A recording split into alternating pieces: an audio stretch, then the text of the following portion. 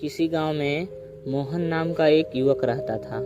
वह उसी गांव के सुशीला नाम की लड़की से प्रेम करता था। वे दोनों एक दूसरे से बेहद प्रेम करते थे और शादी करना चाहते थे, लेकिन उनके घर वाले इसके विरुद्ध थे।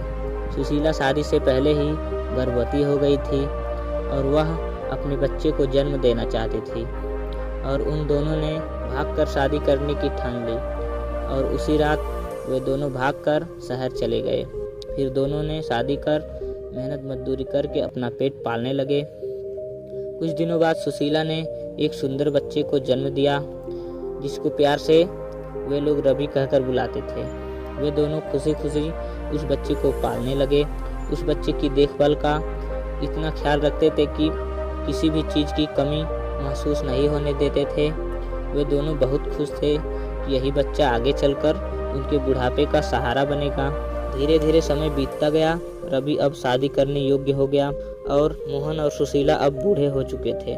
रवि की शादी उन्होंने बड़ी धूमधाम से किया। रवि की एक सुंदर पत्नी आई। दुर्भाग्यवश रवि की पत्नी बहुत घमंडी थी। सुबह देर तक सोती और कभी कभी तो खाना भी सुशीला को ही बनाना पड़ता था। समय ने करवट ली और सौभाग्य से रवि की पत्नी, जिसका नाम नेहा था, उसको भी एक बच्चा पैदा हुआ, जिसका नाम उसने अपनी मर्जी से पंकज रखा। धीरे धीरे पंकज समझदार होने लगा और वह अपने दादा दादी से बहुत प्रेम करता था। उसके दादा दादी भी उसी के साथ अपना समय काटने लगे। पंकज जब स्कूल से आता तो सबसे पहले अपनी दादी के पास जाता था। रवि की पत्नी नेहा अपने बेटे और पति को लेकर अपने सास ससुर से अलग रहना चाहती थी। इसी को लेकर वह अपने पति से हमेशा बहस करती थी। कुछ दिनों बाद रवि भी अपने माता पिता को घर से निकालने के लिए तैयार हो गया, लेकिन पंकज कहने लगा, अगर आप लोग मेरे दादा दादी को घर से निकालेंगे तो मैं भी उन्हीं के साथ चला जाऊंगा। तो दोनों अपने माता पिता को घर से न निकालने के लिए मान गए और उन्होंने अपने माता पिता को अलग कर दिया। पंकज के दादा दादी अलग भोजन पकाते खाते थे।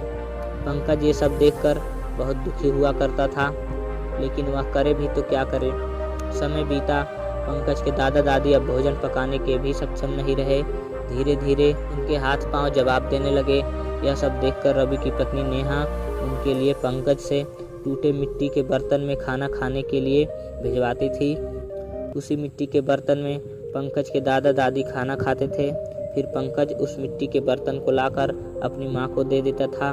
फिर अगले दिन उनके लिए उसी बर्तन में पंकज से खाना भिजवाती थी। ऐसे ही समय बीतने लगा। एक दिन जब पंकज अपने दादा दादी को भोजन करा के वह बर्तन अपनी माँ को दिया, उसकी माँ ने बर्तन ऐसे ही फेंक दिया। पंकज बोला, माँ यह क्या कर रही हो, बर्तन टूट जाएगा तब। उसकी माँ ने हंसते हुए कहा, अरे बेटा, इसमें इतना चौंकने वाली बात क्या है, बर्तन टूट जाएगा तो दूसरा खरीद लाएंगे। पंकज बोला, नहीं माँ, आप मेरी बात समझ नहीं रही हो। अगर यह बर्तन टूट गया तो जब आप लोग बूढ़े होंगे तो मैं आप लोगों को किस बर्तन में खाना दूंगा। जैसा आप लोग मेरे दादा दादी के साथ कर रहे हो, मुझे भी तो आप लोगों के साथ वैसा ही करना पड़ेगा ना। यह सुनकर उसकी माँ की आंखें खुल जाती है और यह सब बातें अपने पति को बताती है। वे दोनों अपने माता पिता के पास जाते हैं और पैर पकड़कर माफ़ी मांगते हैं और सम्मान के साथ अपने घर लाते हैं। इसलिए दोस्तों, अगर आप अपने माता पिता का ख्याल नहीं रखते हैं तो हो सकता है कल आपके बच्चे भी आपका ख्याल न रखें। अपने माता पिता को आपके सहयोग और प्यार की ज़रूरत है। इसलिए कहा गया है, भगवान न दिखाई देने वाले माता पिता हैं और माता पिता दिखाई देने वाले भगवान हैं। दोस्तों, वीडियो अच्छा लगा हो तो एक लाइक कर दीजिए और ऐसे ही वीडियो देखने के लिए हमारे चैनल को सब्सक्राइब कर दीजिए। मिलते हैं एक और नई वीडियो में, तब तक के लिए जय हिंद।